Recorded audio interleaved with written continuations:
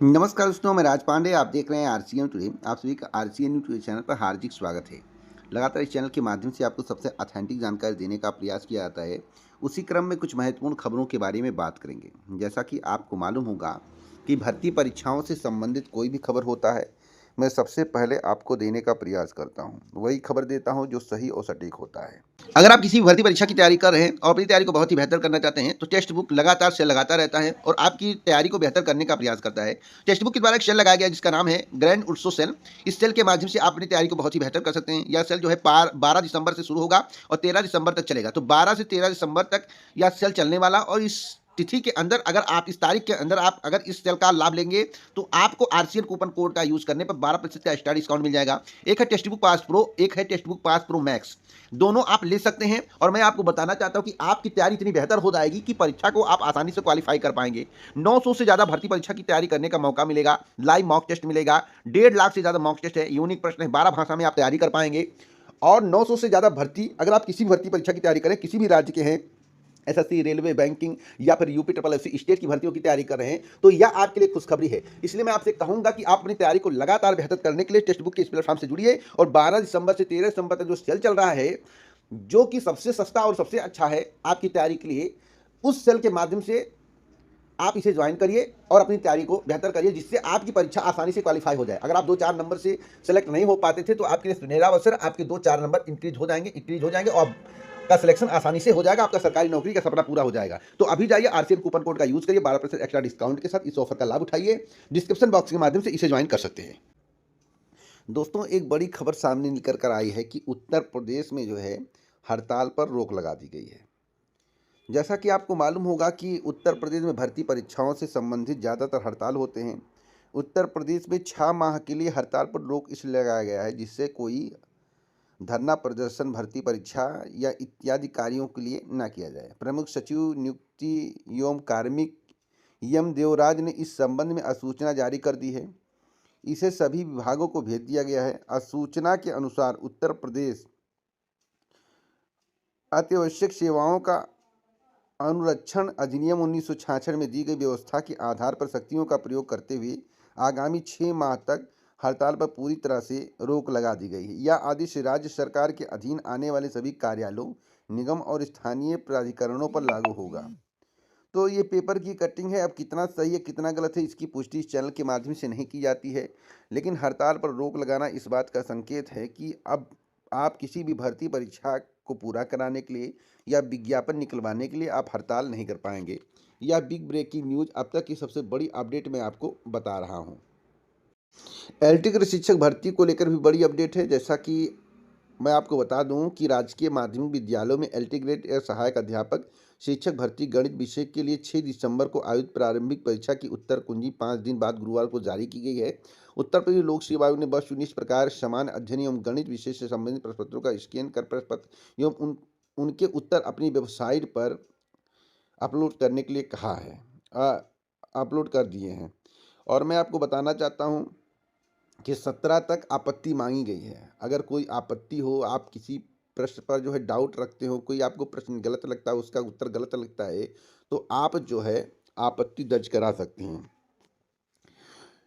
इधर एक बड़ी अपडेट टीईटी को लेकर, टीईटी से राहत की मांग को लेकर शिक्षकों ने उठाई आवाज़।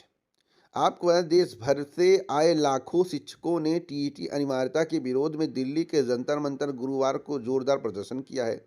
अखिल भारतीय प्राथमिक शिक्षक संघ ने के नेतृत्व में हुए इस धरने में उत्तर प्रदेश से सबसे अधिक शिक्षक शामिल हुए हैं। शिक्षकों की मांग है कि शिक्षा अधिकार अधिनियम लागू होने से पहले नियुक्त सभी शिक्षकों के टीईटी की अनिवार्यता से छूट दी जाए।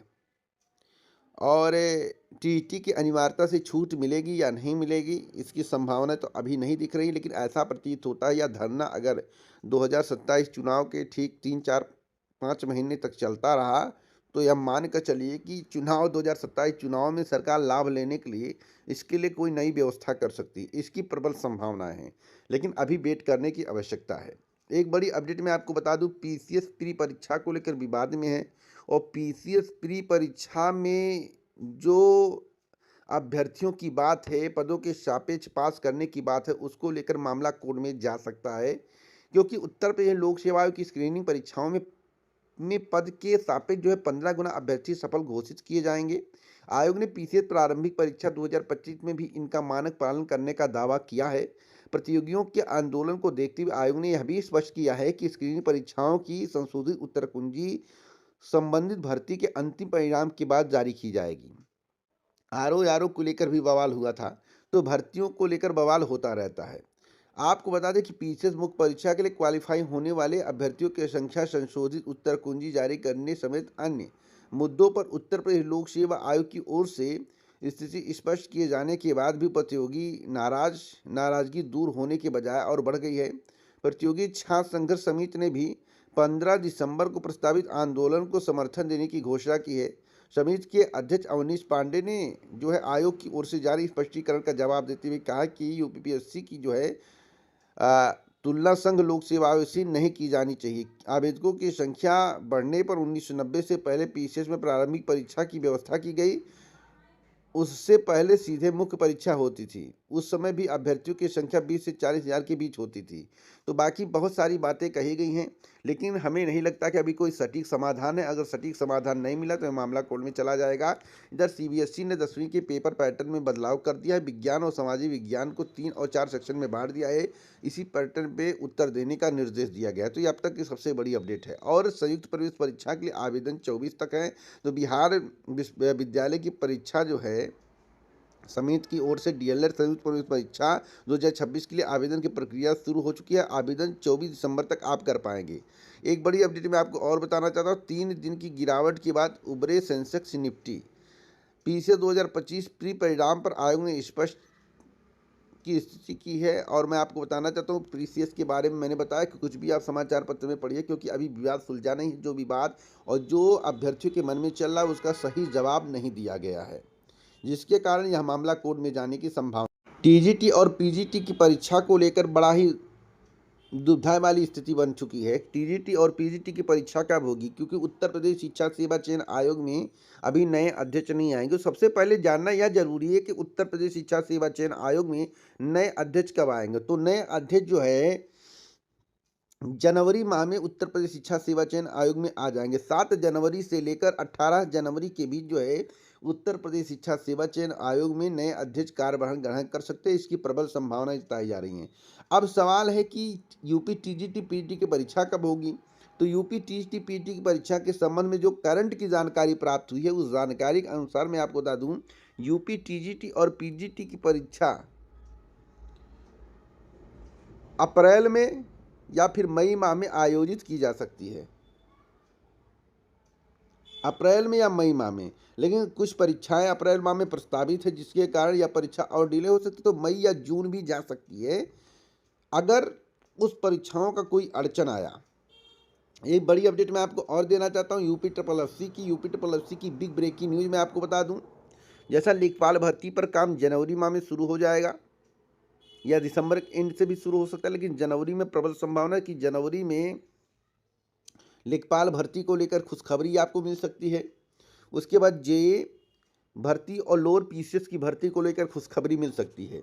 तो इन भर्तियों पर आगे चल के काम होगा। तो पेड 2025 के जितने भी अभ्यर्थी हैं उनको खुशी मनाना चाहिए। ये आप तक की सबसे बड़ी खुशखबरी है जो मैं आपको दे रहा हूँ। लगातार मैं आपको सबसे अच्छी खबर देता हूँ, खुशखबरी देता हूँ। तो आप लोग इस वीडियो को शेयर करिए, ज़्यादा से ज़्यादा शेयर करिए, जिससे सभी को ऑथेंटिक जानकारी मिल सके।